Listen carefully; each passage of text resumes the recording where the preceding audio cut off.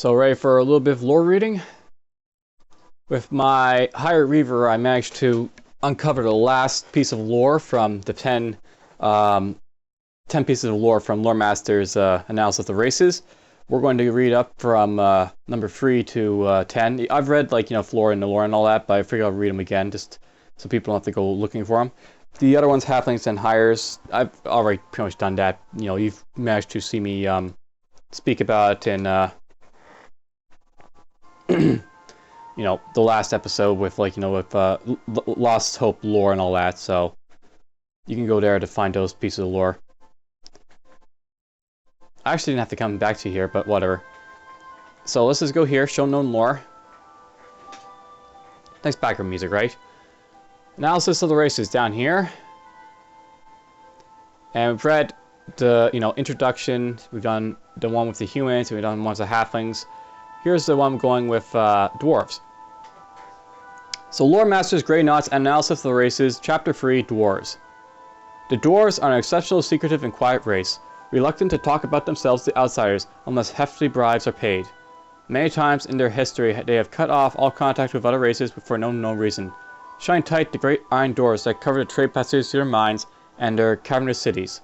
However, of late they have become more open with the outside world, and I have even had the pleasure of receiving the unique distinction of being allowed to enter their main city, the Iron Throne, and speaking of several of their guild leaders. Dwarves are around 5 foot tall, with generally brown and grey hair. They are usually stocky, muscular, and known to be very resistant to any physical suffering. Their females can be hard to distinguish from their males, but can usually be identified by the beads braided into their beards. All dwarves are highly proud of their beards, and take immaculate care of them. The greatest insult to a dwarf is to belittle his beard, and the greatest sign of suffering in a dwarf is for him to tear out his beard. Dwarves are known especially for their smith work and artificing, which is unrivaled amongst all the other races. They are also cunning merchants, known to drive a hard bargain. Their society consists of fairly strict caste systems, with families belonging to guilds of miners, smelters, or craftsmen, and so on, and deviance into work outside of one's guild's birth is almost unheard of. However, there is no perceived inequality between guilds, with each having equal representation on their ruling committee of guilds. Who actually acts as a figurehead is unknown to outsiders, though, and no amount of bribing will encourage any dwarf to speak on a subject when mentioned in passing. Their allusions to leader are normally marked by an almost religious reverence. Their skill with metal is renowned above all else. Dwarven steel is considered the most durable material for use in construction, and dwarves are the finest workers of sterlite and verotum, precious metals and of immense value. They trade heavily in their crafts from the capital of Iron Throne, but allow no outsiders in. Instead, they send innumerable merchant caravans out to all the cities to ply their wares. As well as many merchant dwarves one may meet, there are also a great deal of young dwarves who venture beyond the halls of stone. These are generally of the adventuring fare, and encouraged in dwarven society to experience something of a wider world in one's younger years. This is known to them as being smithed upon the anvil of the world. In private, though, some senior dwarves admit that this is activity and promoted to help with their market research strategy. Alright, let's see here. So here's the Shaloran. For the elven races look very similar in appearance, they are extremely distinct in history, culture, and mindset, and many subtle physical traits, so I shall write of each of them separately. All elves are marked by their long, pointed ears and high cheekbones, but other features can vary greatly. It should be noted that they call themselves as a whole Elor, which means siblings, yet the interactions between these brothers and sisters are often strained. Shaloran, or Shalor Light, siblings of Grace, are an average 6'2", with bright hair and blue or purple eyes. They are usually slim and lightly built, more marked for their mental prowess than their physical strengths. They are, however, known to be extremely swift of movement and light of foot, but of particular note is their magical affinity, which is very strong, far stronger than the other races, and their intense power of wills. The Shaloran have a long history of magic use, which continues to this day. Though other races shun the dangers to magic to a larger degree, the Shaloran embrace it, and is still widely used throughout their society. However, they are careful to hide this in dealings with other races. The Shalorans were the ones that began to spell blaze, though they would soon have it forgotten, and memories of blame run deep amongst many. During the spell hunt and in age dust, they locked their city doors and shrouded the whole region in mist, only coming out in secrecy. It took many centuries before they were accepted again in wider society, and still they are treated with intense distrust. Their capital city is Elvia, in the southwest peninsula, and they have very few settlements outside of this. They have naturally long lives, and their master of the arcane arts have allowed them to extend their lives indefinitely. The eldest immortals make up the Council of Elders, which is headed by the King Maj'Eyal. Death is a particular fascination amongst the Shaloran, and the early kings of their race were said to have built great tombs for themselves while experimenting in flesh preservation and necromancy. The Shaloran, of course, deny this. They deal with other races seldom, prefer to keep a low profile. Most of their trade is done through halfling intermediaries. A few runecrafters and enchanters sometimes travel to other states to do business, and some brass youths are known to explore further afield. Okay, and then there's the Florin. The Florin, or Falar Light, siblings of Wrath, are an average 6'4", with dark brown hair and hazel green eyes. They are generally of muscular build, and known for their physical prowess. They are renowned to be of Fey mindset, as quick to furious violence as they are to joyous song. Their relations with the Shaloran are particularly strained, and they strongly oppose their brethren's use of magic. Their capital city is Shatur, hidden deep within the northern woods, and they are loath to let any outsider even approach the surrounding forest. Archers and fighters carefully patrol their borders, ready to rain down death from the trees on any who encroach. Their leader is Queen Nissa Testament, and they are said to live in extensive dwellings carved in giant trees, but little else is known about their society. Those who choose to lead the fastness of the fortress tend to be of a unique disposition with unusual attitudes and traits. Often they are musicians, bowmasters, or skilled warriors. However, they are sometimes mistrusted heavily, as rumor has it that many of those who leave Shatura are actually criminals expelled for the very worst crimes. In any case, they tend to be natural loners who wander the world on their own personal quests. The Faloran do business very rarely with the outside world, but when they do, it is normally for metals and certain foodstuffs that they cannot get themselves. Usually, they trade and sell woodcraft and fine silks. This is the only legal source of elven wood, a rare commodity that is often sought after for flesh work. Black market sources rely on poachers to cut down trees and stretch their forests, an immensely risky business, but also very profitable for the high prices paid by Shaloran mages for an elven wood staff. And then we got the third race that's no longer around us, the Noloran. The Noloran are Norolith, siblings of Spirit, are now an extinct race, as their homeland was swept into sea by the cataclysm. However, as a separate elf race, they are worth studying, scant though the records be.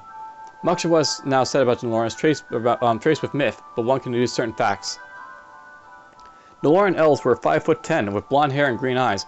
They are incredibly thin, but known for their swift and dexterous capabilities. Their kingdom was located on the eastern side of Maj'Eyal, and all their towns were on the sea or on surrounding major rivers. They employed themselves as fishermen, sponge divers, sailors, and musicians. They were renowned for being able to stay underwater for hours at a time, and those with arcane abilities are said to be able to stay submerged indefinitely. They traded little with the other races, and are very protective of their coastal lands. They most especially guarded jealously an ancient shelter ruin that lay in the center of their territories. The Shaloran were particularly keen to slay the relic, but the Noloran always refused them access, though they were too afraid to touch it themselves. The orcs were said to encroach on their lands often, but were always fought back by their mail-clad warriors with wielding vicious tridents. Alas, the love of the sea was to be their undoing. When the chasm came, the whole of their coastal kingdom was shorn away and fell into the sea, annihilating almost the entire race. What small numbers survived committed suicide soon after by leaping from the eastern cliffs into the ocean, following their fallen brothers and sisters. Almost no evidence of a civilization remains. And I'm just going to take a drink of water.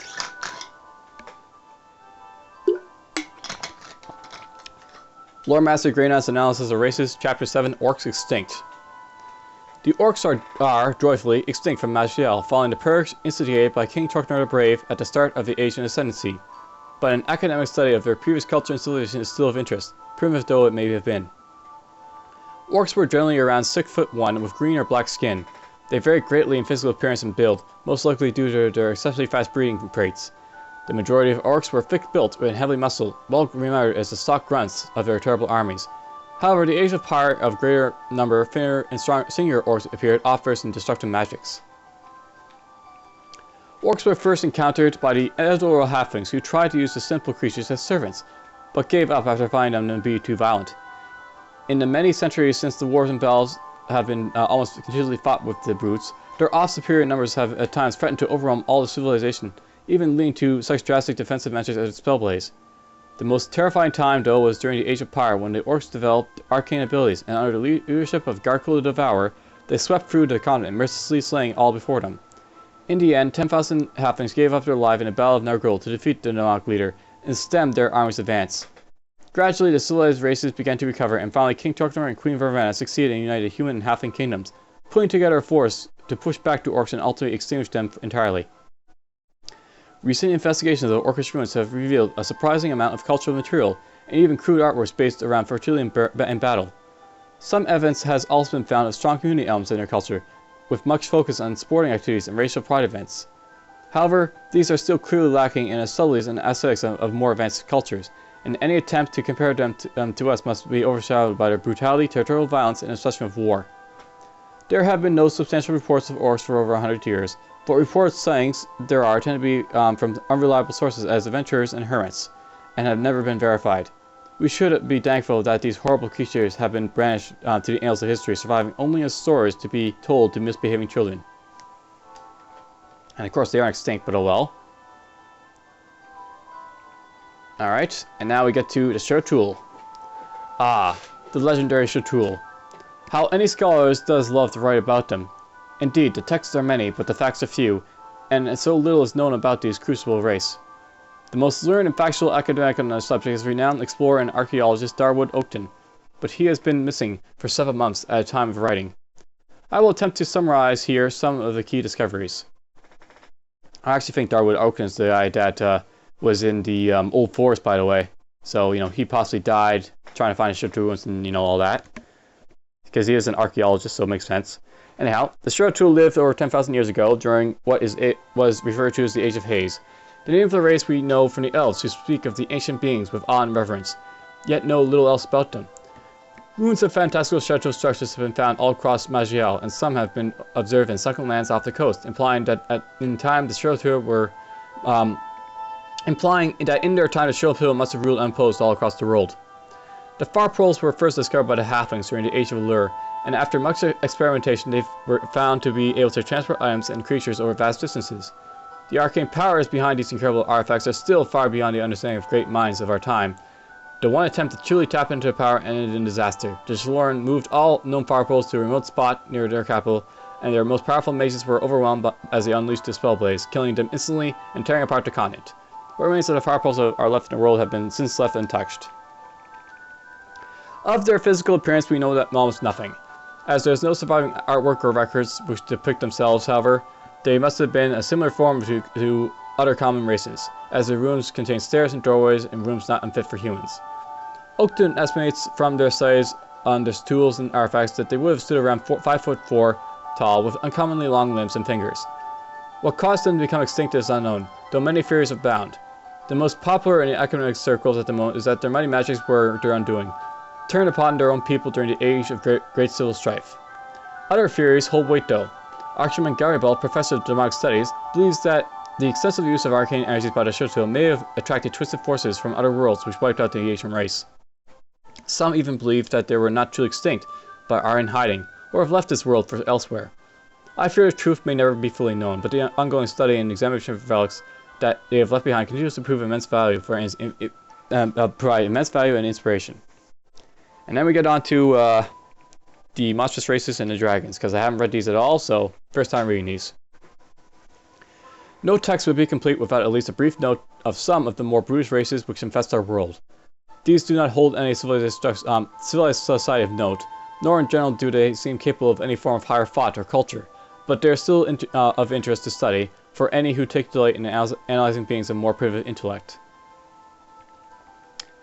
Trolls come in two main types, Kesrak and Multup, or stone and forest trolls as they are colloquially known. Stone trolls infest many mountain chains to the northeast, and some have been known to wander further afield in search of food to spread or to spread violence. They are generally over 8 foot high, with extremely pronounced muscular strength and thick solid hide with bears and appearance of coal and granite. Forest trolls are generally found in dense wood or swamps, with the Trollmar east of Durf being especially infamous. They have a far more advanced form of speech than their mountain-dwelling cousins, and are known to move faster and wield more elaborate weapons, though their greenish hide is not as thick as their muscular less developed. All trolls have extensively fast metabolisms, capable of healing from grievous wounds within a matter of hours. At birth they measure just 8 inches long, but within 2 years grow to full maturity, and rarely live beyond 10 years old. They used to be considered little more than beasts, but towards the end of the Age of Fire, many were trained as fighters by the orcs, and were even taught the basics of the language and certain battle tactics, making them far more dangerous. Though the orcs are gone and their servants remain, and in remote breeding areas and intense birth rates have so far scampered defense to eradicate them completely. Giants live mostly around the mountainous peaks surrounding the Dakar Pass. They vary greatly in size, but are normally at least 10 foot tall. They look somewhat like large deformed humans with swollen or distended facial features, and much longer swinging limbs. They live in nomadic tribes moving from peak to peak, with their seasons feeding on wild deer and goats. They are usually peaceful creatures, only turning violent when their territory is encroached on by young or young are unthreatened. There are sometimes reports of giants coming to lowlands and stealing farm animals or attacking communities, but these are rare and normally isolated to particular harsh winters. Giants seem to have no developed culture or language worth mentioning, but have been known to show interactions of limited intelligence and to communing well in groups. Nagas were once believed to be a mere myth, but reliable reports and even the capturing of dead physical samples have shown them to be real creatures. The upper half of their body is humanoid in form, with blonde hair and extremely thin build, but lower half like that is a great snake tail. They stand around 6 feet tall on land, though their tails extend several feet further. They have been encountered off the eastern and southeastern coast of Maj'Eyal, which seems to indicate some exotic civilization beneath the waves. Records of them exist only from the last few hundred years, and only more recently have they been interpreted as more than wild fantasies of elaborate sailors. They can breathe in air and underwater, possessing both lungs and gills, and have been reported to move with surprising speed on ground. One might think that they simply are monsters, but they decorate themselves in jewelry and craft weapons and armor from materials found on the seabed, such as a supple mail formed from layers of thick shark hide. This suggests an advanced culture, but communication with them so far has proved impossible. It is not known if they are capable of complex speech, but to date their only response to those who encounter them has been extreme violence, and fishermen in the east are always wary of coming across the vicious creatures. The origins of demons is not wholly known, but it is clear that they are capable of intelligence, and so I feel the need to describe them somewhat here. It is known that they can be summoned from certain magical rites, and minor demons were often employed as evil sorcerers during the Age of Dusk. The main theories, which is supported by certain studies of Shoreline archmages, seems to indicate that they come from another world than our own. With connections formed through intense arcane energies, it must be truly terrifying to place to host such foul dissonance. Demons vary immensely in appearance and power, as much as the creatures of our own world vary. They generally have bluish blood and metallic flesh and skin, which can often react oddly with our atmosphere. Some become wreathed in flames, and others release hideous acids or belching clouds of darkness. All seem versed in magical abilities to some degree, and the strongest of them possess terrifying powers. Luckily, they are exceptionally rare, and seem to be more or less common in modern times since magic has fallen out of use. I already read that. And then we got the dragons. The common man may scoff at the idea of classifying dragons as an intelligent race, but experienced werewolves know otherwise. Dragons are incredibly long-lived creatures, with some known to survive for thousands of years. Though in their early life, they are beasts of nature. As they advance through the centuries, they gain an even keener and more developed intellect. The eldest of worms are sometimes considered the most subtle and intelligent creatures in Maj'Eyal, capable of telepathic communication and advanced mental abilities, and Warwick speaks of them with high reverence. Dragons come in many shapes and sizes, normally growing from 5-foot-long hatchlings to 20-foot-long mature drakes, with some of the greatest worms growing to over 40 feet in length. They are generally winged with large lizard-like maws and sharp talons on both their fore and hind legs. They are often known for the lustrous color of their scales, normally represented as an attunement to one of the key elements of Maj'Eyal. This attunement is unseen in other races, and some philosophers believe the dragons predate all the other races, being formed in raw representation of the elements of nature at the beginning of the world. However, this theory may be born purely from the fanatical delusions of certain Wyrmreks who have studied the creatures far too long. All corners of Maj'Eyal show some trace of different types of dragons. The Dakar Pass and Shrine Mountains chains are home to a great number of ice and storm dragons. Numerous sand and red dragons can be found in the western desert and hills, and many have reports of giant sea dragons in the deepest oceans, especially in the south. Attacks from dragons on humans and halfling settlements are fairly rare, but when they occur they can be truly devastating. Usually they feed on livestock, but now and then they come attacks from newly matured drakes, seeking out precious metals and gemstones to build up hoard. Dragon hordes have become a thing of legend, with the greatest worms rumored to protect literal mountains of gold. But in modern times, truly sizable hordes are rare. The dwarves farm hoarding dragons almost to extinction in the Age of Allure, and most dragons these days retain only modest treasures in their lairs. Dragons are regularly hunted for their fixed scales and their elemental imbued bones. Dragon skin leather is prized among armor workers, as when properly treated it is both light and tough, and oft retains some inkling of the original worm's power. Dragonborn is highly favored by staff crafters for its natural attunement to elemental forces, and is sometimes used by flexors in the crafting of most delicate yet resilient bows and arrows. However, the hunting of dragons for their skin and bones is greatly opposed by many Wyrmics, and there is an increasing market for naturally harvested drake materials, those taken from dragons which have died of natural causes. Still, demand for all dragon materials is strong and especially high, prices paid, and many of the greedy souls that lose their lives each year at the fangs and claws of these magnificent creatures. And there we go, I read all the lore, pretty much for, Loremaster's grants and announce the races. I'm not sure there's much lore I've missed, so that should be it for lore reading, I assume. I'm just gonna drop you back by halving ruins, Mr. Higher Reaver.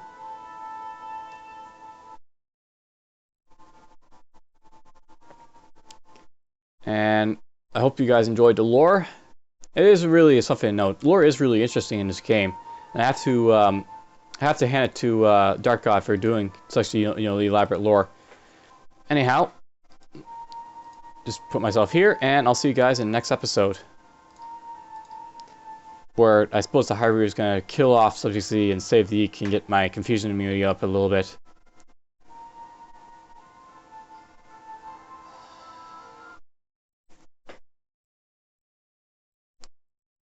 So take care.